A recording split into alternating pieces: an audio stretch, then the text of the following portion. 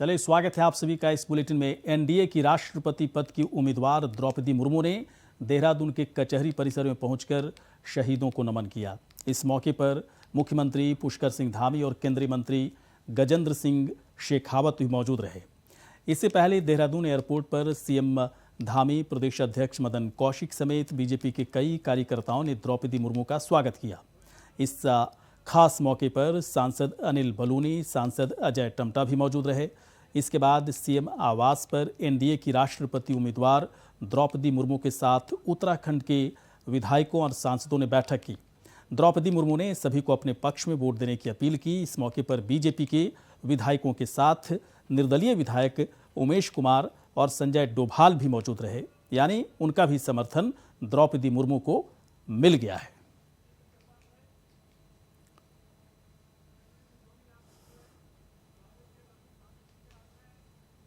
तो एनडीए की तरफ से द्रौपदी मुर्मू को राष्ट्रपति पद के लिए उम्मीदवार बनाया गया है और अलग अलग प्रदेशों में जाकर द्रौपदी मुर्मू अपने समर्थन में वोट देने की अपील कर रही हैं। उत्तराखंड भी पहुंची, जहां पर आप देख सकते हैं कि कई तरह के कार्यक्रम में शिरकत करने के बाद सभी विधायकों और सांसदों के साथ उनकी मीटिंग भी हुई। कई निर्दलीय विधायकों ने भी समर्थन देने का वादा किया है। तो उत्तराखंड दौरे पर एनडीए की तरफ से राष्ट्रपति उम्मीदवार द्रौपदी मुर्मू पहुंची, जिनका स्वागत वहां पर किया जा रहा है। और राष्ट्रपति चुनाव के लिए बाकायदा अलग अलग प्रदेशों में इस वक्त द्रौपदी मुर्मू दौरा कर रही हैं, जहां पर वो लोगों से वोट देने की अपील कर रही हैं। चलिए बढ़ते हैं आगे। हरिद्वार पहुंचे महाराष्ट्र के राज्यपाल भगत सिंह कोश्यारी। शंकराचार्य स्वामी राजेश्वराश्रम से की मुलाकात। तो हरिद्वार पहुंचे महाराष्ट्र के राज्यपाल भगत सिंह कोश्यारी। शंकराचार्य स्वामी राजेश्वर से उनकी मुलाकात हुई है।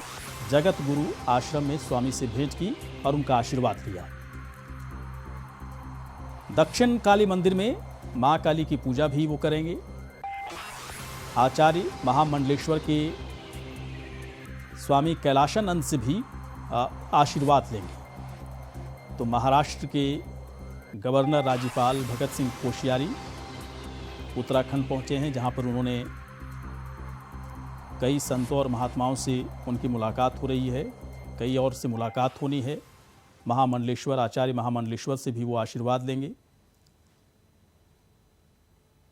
विकास चौहान इस वक्त हमारे सहयोगी और अपडेट करेंगे। विकास, भगत सिंह कोश्यारी क्या उत्तराखंड की इस वक्त दौरे पर हैं? क्या सरकारी इनका दौरा है या फिर व्यक्तिगत दौरा उनका ये है? देखिए, जिस तरह से भगत सिंह कोश्यारी जो महाराष्ट्र के राज्यपाल इस समय हैं और मुख्यमंत्री भी उत्तराखंड के रहे हैं, वो इस समय उत्तराखंड के दौरे पे हैं और आज हरिद्वार यहाँ पर दौरे पर रहे, जहाँ वो पूरी तरह से उनका निजी दौरा रहा।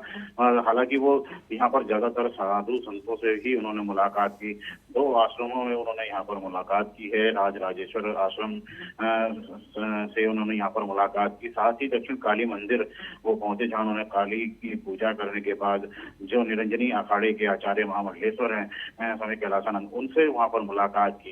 इसके बाद वो देहरादून के लिए रवाना हो गए। हालांकि इस मौके पर उन्होंने बिल्कुल कम शब्दों में यही कहा कि वो केवल अपनी जो धार्मिक यात्रा है वो उसके लिए हरिद्वार आए हैं। वहीं कैलाशानंद का ये कहना था कि जिस तरह से महाराष्ट्र में अब भाजपा के साथ जो शिवसेना की सरकार बनी है, उसमें कहीं ना कहीं भगत सिंह कोश्यारी की महत्वपूर्ण भूमिका रही है। तो उसके लिए भी वो उनका धन्यवाद यहाँ पर इस मौके पर उन्होंने साधु संतों की तरफ से उनको किया है। जी, कब तक का कार्यक्रम है, कुछ इसके बारे में जानकारी विकास? देखिए, अभी यहाँ से वो यहाँ केवल 2 ही स्थानों पर उनका कार्यक्रम था।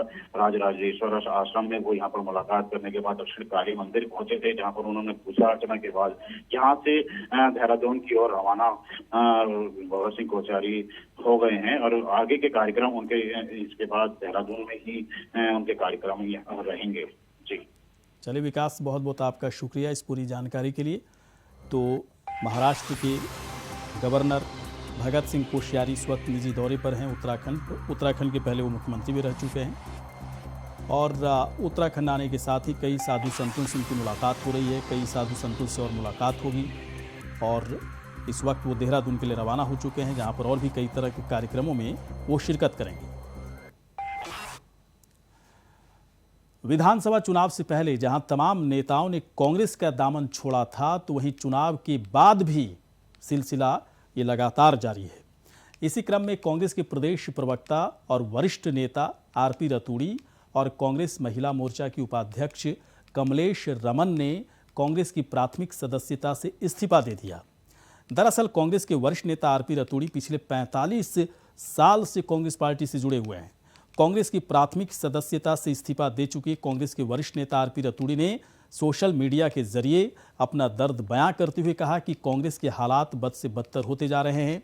यही वजह है कि उन्हें इस बात से काफ़ी तकलीफ है, क्योंकि कांग्रेस में गुटबाजी का मामला थमने का नाम नहीं ले रहा है।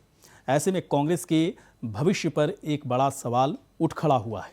यही वजह है कि वे कांग्रेस पार्टी से अपना इस्तीफा दे रहे हैं और साथ ही साथ उन्होंने अपना दर्द बयां करते हुए कांग्रेस की महिला मोर्चा के उपाध्यक्ष रहीं कमलेश रमन ने भी कांग्रेस पार्टी की प्राथमिक सदस्यता से इस्तीफा दे दिया है।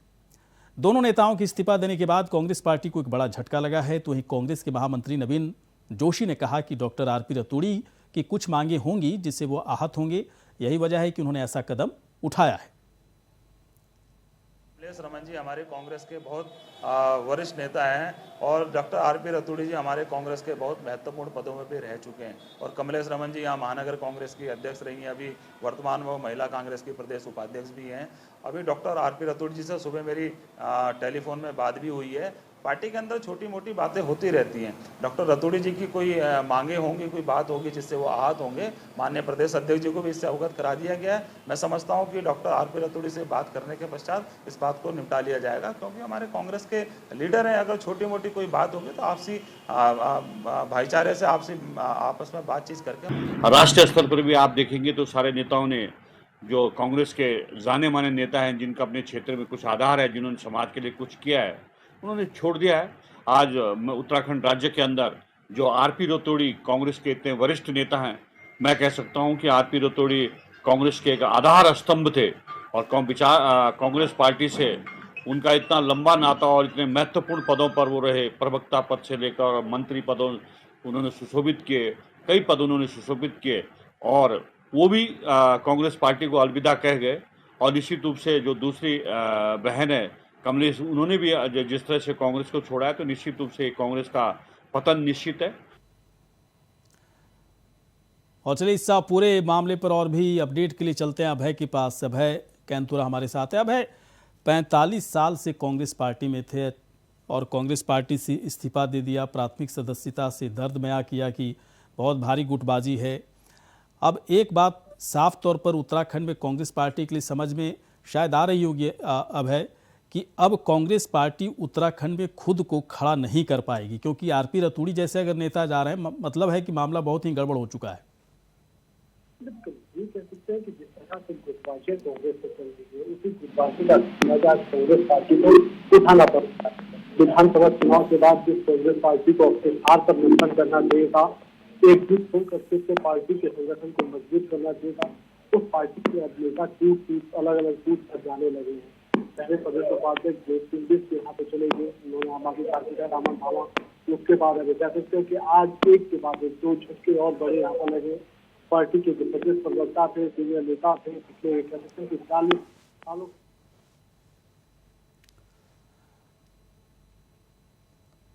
तो कांग्रेस को बड़ा झटका लगा है। देखिए 45 साल से कांग्रेस पार्टी में रहने वाले आरपी रतूड़ी जी ने बाकायदा कांग्रेस से इस्तीफा दे दिया। कमलेश रमन भी काफ़ी सालों से जुड़ी हुई थी कांग्रेस पार्टी से, उन्होंने भी अपना दर्द बयां करते हुए इस्तीफा दे दिया। उत्तराखंड कांग्रेस में ऑल इज वेल नहीं है, लगातार कई दिनों से सवाल उठ रहे थे। इसके बावजूद कांग्रेस में कांग्रेस की एकता की बात कांग्रेस पार्टी के बड़े नेताओं की तरफ से की जा रही थी, लेकिन जिस तरह की खबरें आ रही थी लगातार कांग्रेस पार्टी के अंदर से, चाहे वो हरीश रावत की तरफ से हो या फिर प्रीतम सिंह की तरफ से हो, बाकायदा अब आरपी रतूड़ी जी चले गए, कमलेश रमन जी चले गए। एक बार फिर से अभय के साथ बात करेंगे। अभय, क्या असली वजह क्या है? आरपी रतूड़ी जी क्यों छोड़ दिए? क्या उन्हें दूसरी पार्टी ज्वाइन करनी है या फिर कांग्रेस में रहते हुए वो इतने इरिटेट हो गए कि वो रहना ही नहीं चाहते इसमें वो? बिल्कुल, इसे इस वजह ये कही जा सकती है कि जिस प्रकार से कांग्रेस में गुटबाजियां चल रही है, उस गुटबाजी का खामियाजा कांग्रेस के नेताओं का पार्टी छोड़कर जाने के रूप में पार्टी को उठाना पड़ रहा है। पार्टी के वरिष्ठ नेता एक के बाद एक यहाँ पर कांग्रेस पार्टी छोड़ रहे हैं। सबसे बड़ी बात ये कह सकते हैं कि पहले ज्योतिर्सिंह कांग्रेस पार्टी छोड़कर आम आदमी पार्टी में चली गई थी। उसके बाद आज दो बड़े ये कह सकते हैं कि बड़े नेता जो कर्मठ नेता कहे जा सकते हैं, पार्टी के एक निष्ठावान कार्यकर्ता कहे जा सकते हैं और पूर्णकालिक सदस्य पार्टी के रहे हैं। डॉक्टर आरपी रतूड़ी जिनके पास प्रदेश प्रवक्ता की जिम्मेदारी थी, कमलेश मान जो महानगर कांग्रेस के अध्यक्ष थे, वो दोनों ही आज पार्टी के सभी पदों से अपना इस्तीफा यहाँ पर दे चुके हैं। इसके अलावा सबसे बड़ी बात यह है कि सभी लोगों ने एक बात जो यहाँ पर कही है वो यही है कि पार्टी में गुटबाजी और के चलते जो असहजता वो महसूस कर रहे हैं, जो उपेक्षा पार्टी के उन कर्मठ कार्यकर्ताओं की हो रही है, उस उपेक्षा से वो आहत है और पार्टी को छोड़ने की वजह उनकी यही रही है। तो कह सकते हैं कि कांग्रेस को विधानसभा चुनाव के बाद जो समीक्षाएं करनी चाहिए थी, संगठन को मजबूत करने के लिए जो काम करना चाहिए था ताकि कांग्रेस मजबूत हो सके, एकजुट होकर संगठन में काम कर सके, पार्टी का संगठन आगामी चुनाव। चलिए अभय आप बने रहे हमारे साथ, थोड़ी देर के बाद फिर मैं बातचीत करूंगा आपसे। दूसरी खबर पर भी अपडेट लेना है आपसे। तो बता रहे थे किस तरह से कांग्रेस पार्टी उत्तराखंड कांग्रेस में बड़ी खलबली मची है। ऋषिकेश की एक खबर है जहां पर सुअरों में अफ्रीकन स्वाइन फ्लू संक्रमण की पुष्टि। ऋषिकेश क्षेत्र को इन्फेक्टेड जोन घोषित किया गया है। तो सुअरों में अफ्रीकन स्वाइन फ्लू संक्रमण की पुष्टि हुई है। बड़ी खबर इस वक्त आ रही है, ऋषिकेश क्षेत्र को इन्फेक्टेड जोन घोषित किया गया है। डीएम ने बाकायदा इन्फेक्टेड जोन घोषित किया है। इलाके में सुअर की खरीद और बिक्री पर पूरी तरह से पाबंदी लगा दी गई है। संक्रमित सुअरों के शवों को डिस्पोज करने का भी आदेश डीएम की तरफ से दिया गया है। तो देखिए इस वक्त बहुत ही बड़ी खबर, बहुत ही अलर्ट रहने की ज़रूरत है। बाकायदा इन्फेक्टेड जोन घोषित किया गया है ऋषिकेश को, जहाँ पर सुअर के अंदर जो स्वाइन फ्लू होता है उससे बाकायदा खतरा बढ़ने की आशंका जाहिर की जा रही है। और यही वजह है कि पूरे ऋषिकेश को इस वक्त इन्फेक्टेड जोन घोषित कर दिया गया है। यहाँ पर सुअरों की खरीद बिक्री पर प्रतिबंध लगाया गया है और साथ ही साथ सुअरों के शवों को सही तरीके से डिस्पोज करने के भी आदेश डीएम की तरफ से दिया गया है। तो स्वाइन फ्लू जो कि सुअर से बाकायदा एक बड़ा खतरा यहाँ पर दिख रहा था और इसकी पुष्टि भी कर दी गई है और इसी वजह से ऋषिकेश को बाकायदा इन्फेक्टेड जोन घोषित किया गया। भाई कैंतुरा और भी अपडेट करेंगे। भाई और क्या जानकारी मिल रही है भाई? अफ्रीकन स्वाइन फ्लू को लेकर सीधे अफ्रीकन स्वाइन फ्लू फीवर को लेकर सीधे तौर पर कहा जा सकता है कि इस समय प्रशासन काफी अलर्ट मोड पर नजर आ रहा है। स्वास्थ्य विभाग की तरफ से ऐसे तो सभी जिलों को निर्देश जारी कर दिए गए थे, टीमें हैं उनको निर्देश जारी कर दिए गए थे। लेकिन देहरादून में जिस तरीके से कह सकते हैं कि जनपद देहरादून में ऋषिकेश डोईवाला में जिस तरह से इस बीमारी के लक्षण यहाँ पर मिले हैं और जहाँ दोनों ही जगहों पर कह सकते हैं कि लगातार सुअर की मौत वहाँ पर हो रही है। पिछले 24 घंटे के भीतर ऋषिकेश के जो प्रभावित जो क्षेत्र है इस बीमारी से, वहाँ पर 15 सुअर की मौत वहाँ पर हो चुकी है। पिछले 72 घंटे की अगर हम बात करते हैं तो पिछले 72 घंटे में 30 से ज्यादा ऐसे मामले सुअर की मौत के यहाँ पर आ चुके हैं जिनमें अफ्रीकन फीवर की बात यहाँ पर कही जा रही है। विभाग की तरफ से एहतियात के तौर पर ये कह सकते हैं कि सभी जगह ऐसी सतर्कता बढ़ाती गई है। जो प्रभावित जो क्षेत्र है उन्हें सेक्टर अलग अलग सेक्टर में बांटने का काम कर दिया गया।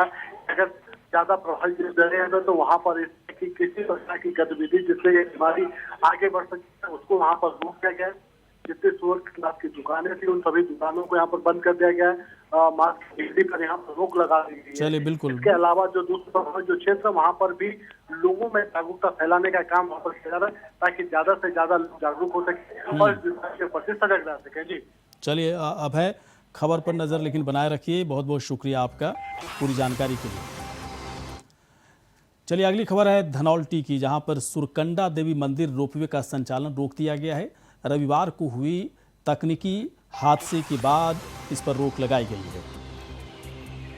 तो सुरकंडा देवी रोपवे का संचालन रोका गया है और रविवार को जो हादसा हुआ था उस हादसे को देखते हुए मंदिर के रोपवे का संचालन पर रोक लगा दिया गया है। रविवार को हुए तकनीकी हादसे के बाद बाकायदा ये फैसला लिया गया। सुरकंडा देवी दर्शन के दौरान कुछ लोग फंस गए थे और विधायक भी फंसे थे। 25 मिनट तक हवा में लटके रहे थे विधायक। हादसे की ब्रिडकुल अब जांच करेगा। जांच रिपोर्ट आने के बाद ही शुरू हो पाएगा इसका अब संचालन।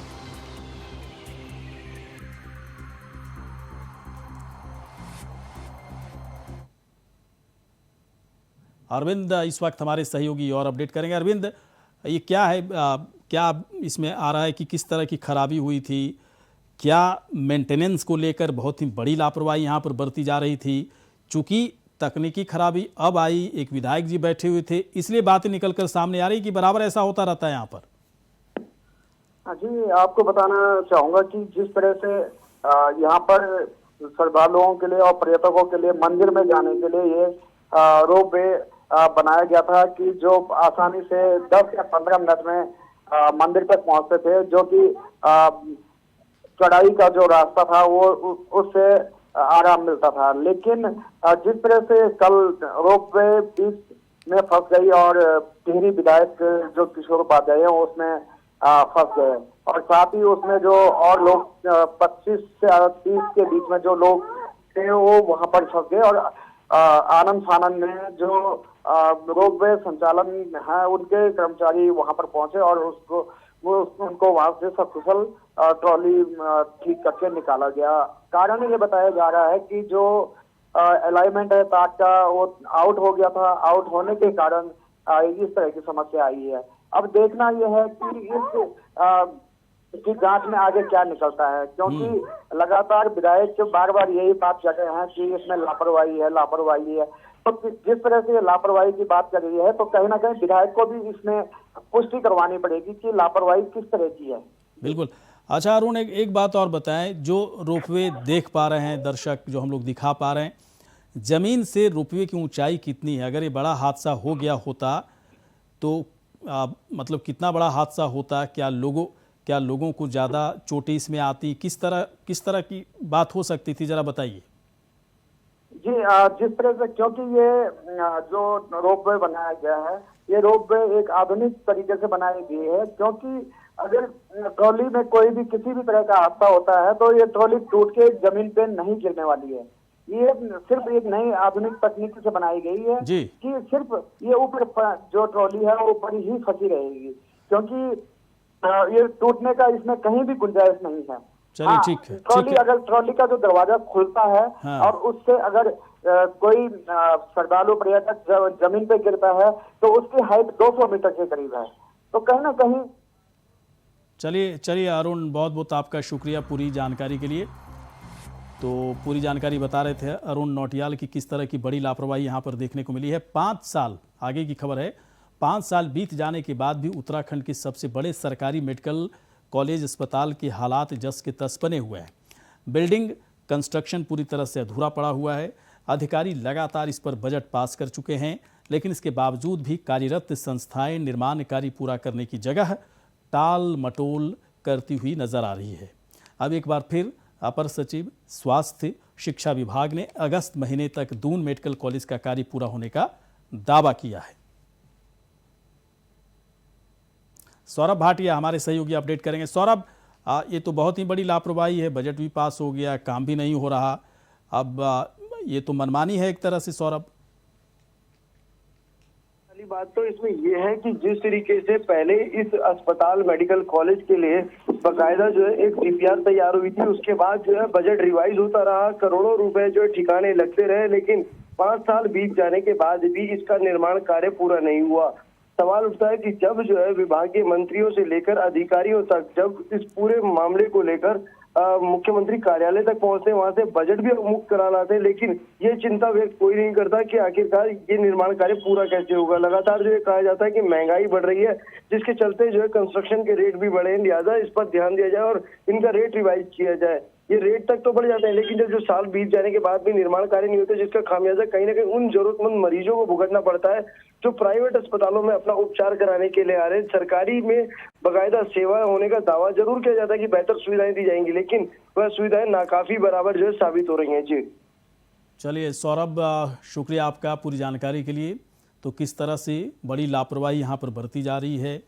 जो बजट पास किया गया है बनाने वाली जो कंस्ट्रक्शन कंपनियां उस बजट पर वो मान नहीं रही है। उसका कहना है कि महंगाई बढ़ रही है और जो बजट पास किया गया है उसमें उन्हें नुकसान होगा, इसमें वो कंस्ट्रक्शन का काम नहीं कर सकते, इसलिए बजट को और ज़्यादा करने की ज़रूरत है। इसी बात को लेकर ये पूरा मामला पूरी तरह से लटका पड़ा हुआ है।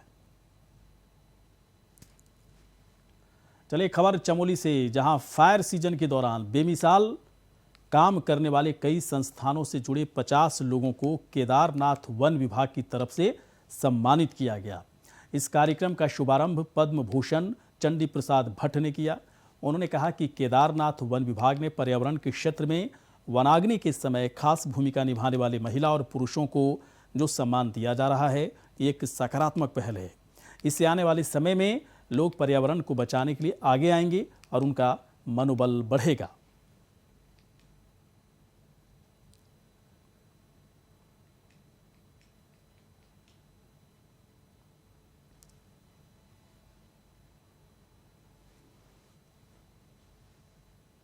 तो चमोली की खबर, जहां पर फायर सीजन में बेहतर काम करने वाले लोगों को वन विभाग की तरफ से देखिए सम्मानित किया गया है। 50 लोगों को सम्मानित किया गया है और पद्म भूषण चंडी प्रसाद भट्ट के जरिए इन लोगों को सम्मानित किया गया।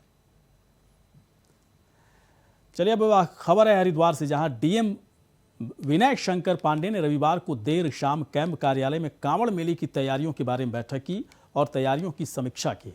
इस खास बैठक में अधिकारियों ने डीएम विनय शंकर को कांवड़ मेले की तैयारियों के बारे में अब तक कराए गए सभी कामों की प्रगति की विभागवार पूरी जानकारी ली। तो कांवड़ मेला को लेकर बैठक और समीक्षा, डीएम विनय शंकर ने की तैयारियों की समीक्षा। अधिकारियों ने डीएम को पूरी जानकारी कि किस तरह की तैयारियां हुई हैं, कहां तक तैयारी उनकी बढ़ी है, एक एक जानकारी डीएम को उनकी तरफ से दी गई।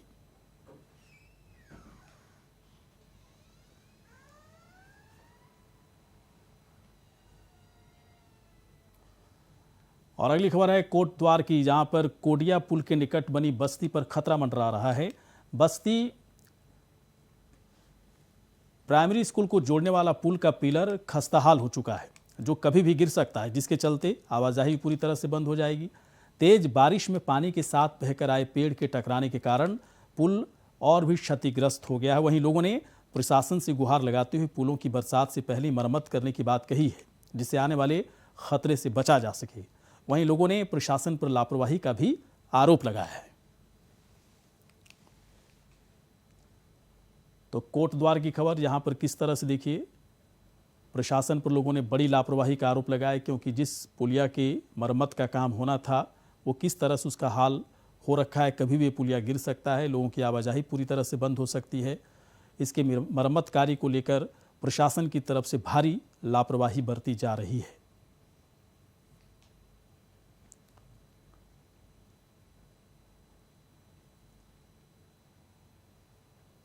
तो आप देख सकते हैं इस पुलिया के पिलर को, जो पूरी तरह से जर्जर अवस्था में है, और बाढ़ के पानी का असर अगर बहुत तरीके से अगर इस पिलर के ऊपर पड़ गया तो पूरा का पूरा पुलिया ही गिर जाएगा। और इसी बात को लेकर गांव वालों की तरफ से प्रशासन को कई बार शिकायत की जा चुकी है, लेकिन प्रशासन इस पूरे मामले को लेकर लापरवाही बरत रहा है और कभी भी एक बड़ा हादसा यहां पर हो सकता है। इस पिलर को देखकर साफ तौर पर अंदाज़ा लगाया जा सकता है। तो बस्ती और स्कूल के बीच दरअसल यही एक पुल है, या फिर शहर जाने के लिए भी यही एक पुल है जिसका लोग इस्तेमाल करते हैं, लेकिन इस पुल के क्षतिग्रस्त और नुकसान होने की वजह से स्थानीय लोग जो हैं, बस्ती के स्थानीय लोग हैं, वो काफ़ी परेशान हैं, काफ़ी डरे हुए हैं, क्योंकि कभी भी पुलिया के ध्वस्त होने की आशंका उन लोगों को सता रही है। इसी के साथ बुलेटिन में इतना ही। आप देखते रहिए इंडिया वॉइस।